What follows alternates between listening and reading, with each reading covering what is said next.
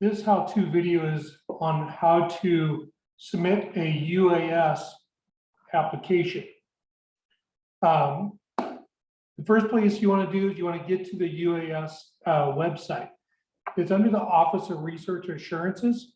You can go actually get to the ROS Research Assurances under the A to Z index. And once you're there, on the left-hand side, you'll see unmanned aircraft systems. You click on that, and you'll get to the this website right here. If you want to learn more about FAA regulations, policies and procedures, other facts, you can find out here on this page. There's also links to a video. It's a two-part video on how the overview of the whole program.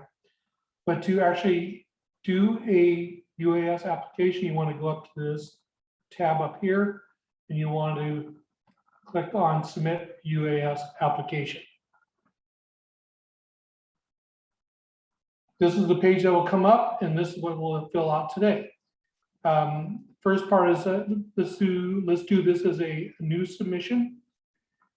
Application name, we'll just put myself. Can't even spell my own name.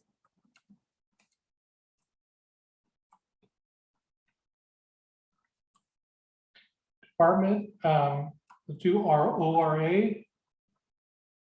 Phone number, do my whole personal number, 20.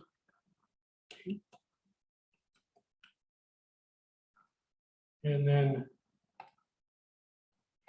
project title, we'll just do this as test flight. Now, if you have some funding, if you have it established or pending, just click here.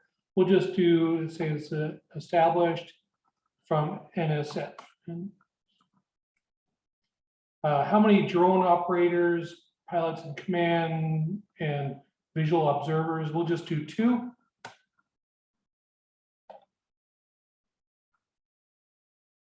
And now your visual observer or your pilot in command, let's say I'm my pilot command and drone operator. So we'll just do this. Part 107 certification, you have to be to be a pilot in command, you actually have to be certified. If you're a drone operator, you don't need any, but you actually have to be operating under a pilot in command. I'm actually not Part 107 certified, but I did made something up to because you have to download a copy of your Part 107 certification if you are pilot in command. This is kind of just a fake one. I made it up, but at least we got something to put in there. Kind of go on. Let's say myself again, but I'm just the visual observer. That's not, so I won't need to upload any certification. Is this a blanket authorization or is this a one-time event? Blanket authorization you can do out to, let's say, a year. Let's say if you're like flying in a remote site, you're going to do numerous flights for the year. You don't need to do an authorization for every flight. You can do a blanket. So let's do this as a blanket. We'll actually have it as starting today. And end date, let's say it's good for a year. Let's do out for a year. Brief description of the nature of the goals of this work. You can be long, short, but this is just we're going to just do a test. Maximum operating altitude as a general maximum for UAS is 400 feet. So we'll do 400 feet. Maximum operating radius, we're going to do a half a nautical mile. So 0.5 nautical miles. Now, you want to do your latitude and longitude in decimal format. We'll just put some numbers in.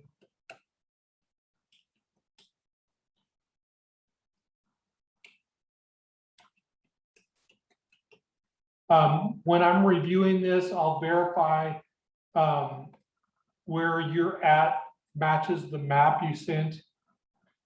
But we'll just do this. This is just some remote site.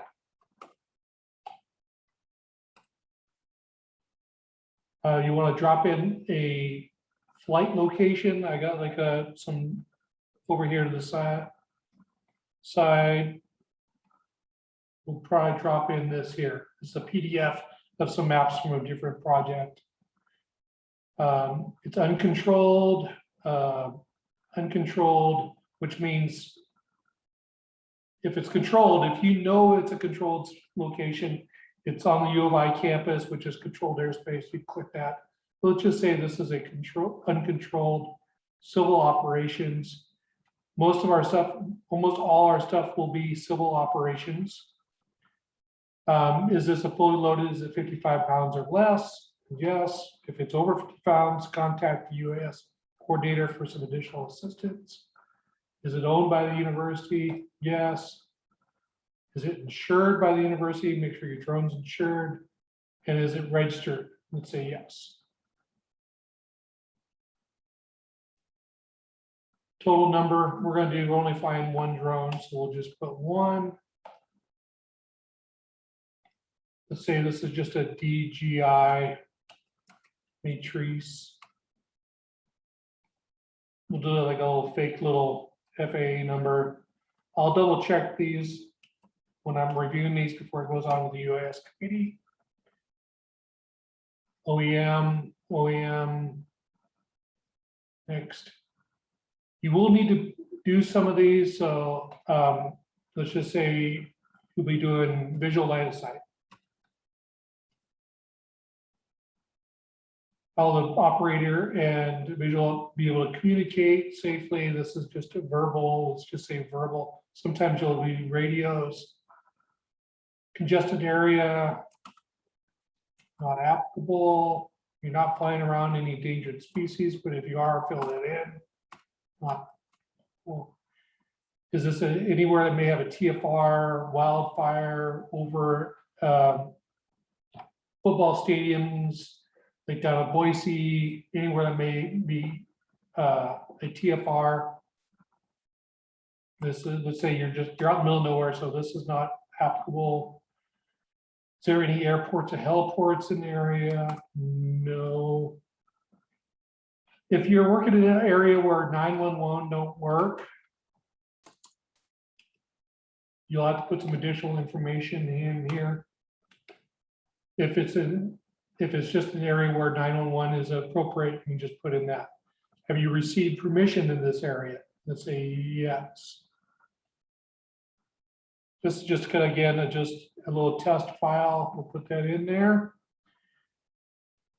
Because if you do not have permission and you click no, it'll still go through, but permission is required. So you'll get when you get your confirmation back, it'll request before you can fly, you'll need that permission.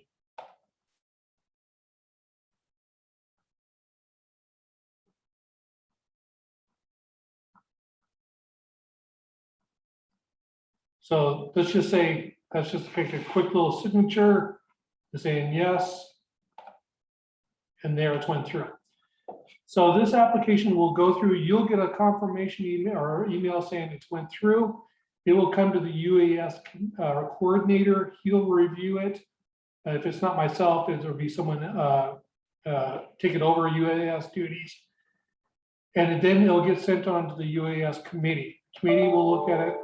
And then once they review it, it'll go on to the VPR or their designee for final approval.